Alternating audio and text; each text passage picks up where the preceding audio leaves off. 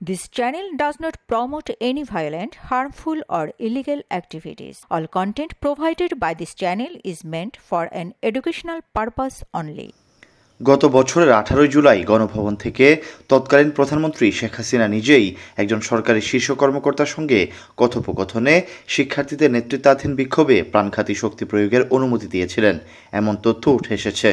অজ্ঞাত পরিচয়ে একজন ঊর্ধ্বতন সরকারি কর্মকর্তার সঙ্গে শেখ হাসিনার কথোপকথনের ফাঁস হওয়া অডিওটি এখনও পর্যন্ত সবচেয়ে গুরুত্বপূর্ণ প্রমাণ, যা তার বিরুদ্ধে মানবতা বিরোধী অপরাধ প্রমাণে আন্তর্জাতিক অপরাধ ট্রাইব্যুনালে বিচারকালে উপস্থাপন করা হবে।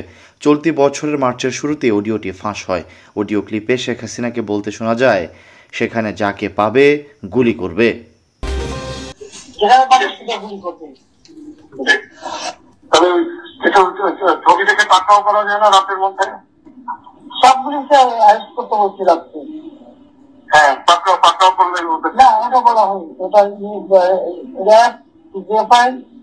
সবাই তো বলা হচ্ছে যে যেখান থেকে টিকাটা পাবো দেখে ফেলি, ওটা বলা আছে। আর যেখানে গ্যাদারিং দেখবে সেখানে ওই উপর থেকে এখন উপর থেকে পাচ্ছি অলরেডি শুরু হচ্ছে কয়েকটা জায়গায়। মোহাম্মদপুর থানার দিকে মনে হয় যাচ্ছে একটা থানার দিকে। হ্যাঁ হ্যাঁ, তবে পাঠাই দিই রাত্রে। আপনার নির্দেশনা লাগবে, আমার নির্দেশনা দেওয়া আছে, ওপেন নির্দেশনা দিয়ে দিতে এখন লেখা নেবেন ব্যবহার করবেন। ফাঁস হওয়া রেকর্ডিংয়ের কণ্ঠের সঙ্গে শেখ হাসিনার কণ্ঠস্বরের মিল শনাক্ত করেছে বাংলাদেশ পুলিশের অপরাধ তদন্ত বিভাগ। বিবিসিআই আলাদাভাবে ইয়ারশটের অডিও ফরেন্সিক বিশেষজ্ঞদের নিয়ে এর রেকর্ডিংয়ের সত্যতা যাচাই করেছে।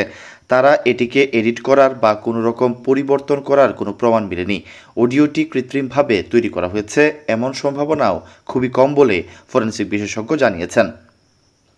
ইয়ারশটের বিশেষজ্ঞরা শেখ হাসিনার বক্তব্যে ছন্দ, স্বর ও শ্বাসের শব্দ বিশ্লেষণ করেছেন এবং ধারাবাহিক নয়েজের স্তরও শনাক্ত করেছেন।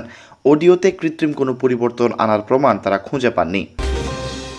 ইয়ারশটের বিশেষজ্ঞরা রেকর্ডিং জুড়ে ইলেকট্রনিক নেটওয়ার্ক ফ্রিকোয়েন্সি বা ইএনএফ শনাক্ত করেছেন, যে ফ্রিকোয়েন্সি অন্য একটি ডিভাইস থেকে অডিও রেকর্ডিংয়ের ক্ষেত্রে প্রায় উপস্থিত থাকে।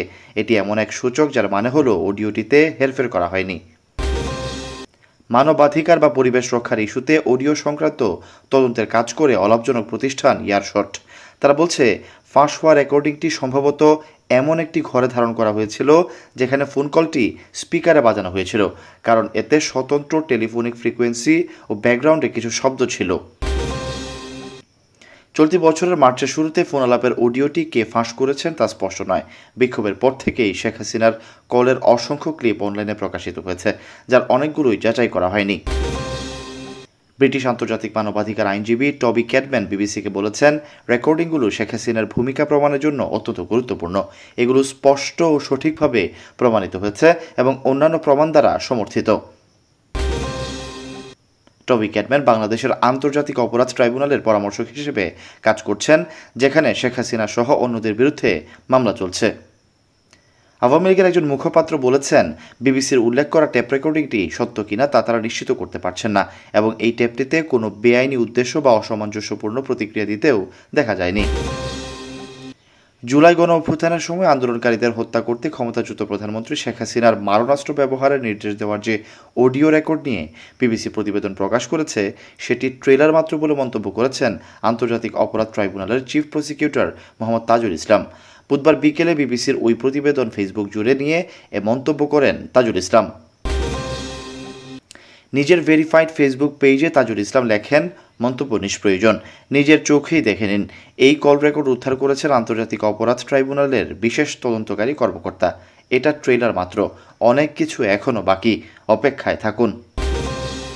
এদিকে গত 7 জুলাই আন্তর্জাতিক অপরাধ ট্রাইব্যুনালে শেখ হাসিনার পক্ষে রাষ্ট্রনিযুক্ত আইনজীবী মোহাম্মদ আমির হোসেন বলেছেন, 2024 সালের জুলাই আগস্ট মাসে এই দেশে কোনো যুদ্ধ সংঘটিত হয়নি। যা হয়েছে সেটা ছিল রাজনৈতিক বিরোধ। অতএব যুদ্ধাপরাধ থেকে উদ্ভূত যে সমস্ত অপরাধ মানবতা বিরোধী অপরাধ, সেটা এখানে সংঘটিত হয়নি। আর যুক্তিটা হলো এই, প্রথম কথা হলো যে সে রাজাকারের নাতিপুতির যে বক্তব্যটা এসছে, সাবেক প্রধানমন্ত্রী রাজাকারের নাতিপুতি এইভাবে উনি বলতে চান না এবং বলেনও নাই। আর রাজাকারকে ধ্বংস করে দেওয়া, তাদেরকে হত্যা করা, এরকম একটা প্রশ্ন আসছে এই মামলার মধ্যে। সেক্ষেত্রে আমি বলেছি যে উনি দীর্ঘ বছর শাসন আমলে ছিলেন, উনি যদি চাইতেন রাজাকারকে হত্যা করে ফেলবেন তাহলে ইতিপূর্বেই পারতেন। উনি ইতিপূর্বে যেহেতু রাজাকারদের হত্যা করেন নাই, আজকে আসে কেন বাচ্চা ছেলেদেরকে হত্যা করবেন? এটা হল প্রথম কথা। দ্বিতীয় কথা হলো ওনাদেরকে বলা হয়েছে যে তাপস সাহেবের সঙ্গে উনি ফোনালাপ করেছেন, সেই ফোনালাপে বিভিন্ন ছাত্রদেরকে হত্যার নির্দেশ দিয়েছেন। আমি বলেছি এটা সঠিকটা, এরকম কোনো নির্দেশ প্রশাসনের পক্ষ থেকে কোনো ডকুমেন্টারি কোনো এভিডেন্স তাদের কাছে নাই। তৃতীয় কথা হলো রংপুরে বেগম রোকেয়া বিশ্ববিদ্যালয়ের ছাত্র আবু সাঈদের যে হত্যার নির্দেশ দিয়েছেন, এরকম কোনো বক্তব্য, যে বক্তব্যগুলো এনেছে এগুলো সঠিক নয়। কারণ হলো এরকম কোনো ডকুমেন্টারি এভিডেন্স এ রাষ্ট্রপক্ষে তার যে দাখিলীয় কাগজপত্র তার মধ্যে নাই। 4 এবং 5 নম্বর যে অভিযোগগুলি, সেইগুলি বেলা 5টার, উনি তো বেলা 2টার, ওখানে বলা হয়েছে 14 আগস্ট থেকে 5ই আগস্ট, হ্যাঁ 14 জুলাই থেকে 5ই আগস্ট 2:30 বোধহয় সম্ভবত, পারহ্যাপস একটু ভুল হতে পারে, সেইখানে মধ্যে ঘটনা। অতএব ওই দিন তো সে তো বাংলাদেশেই ছিলেন না। ওটা হলো যে মানবতা বিরোধী অপরাধ, এই দেশে কোনো যুদ্ধ হয় নাই। এই যে জুলাই আগস্টে কোনো যুদ্ধ সংগঠিত হয় নাই। এখানে একটি রাজনৈতিক পট পরিবর্তন এবং প্রতিহিংসা, হিংসা, তার প্রেক্ষাপটে এই ঘটনা। অতএব যেহেতু কোনো যুদ্ধ সংগঠিত হয় নাই, অতএব যুদ্ধাপরাধ থেকে উদ্ভূত যে সমস্ত অপরাধ মানবতা বিরোধী, সেইটা এখানে সংগঠিত হয় নাই।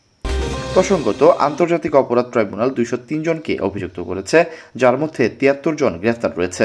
আন্দোলনে পুলিশের ভূমিকা নিয়েও আন্তর্জাতিক অপরাধ ট্রাইব্যুনালে বিচার চলছে। Syed Sakib, BNN news 24।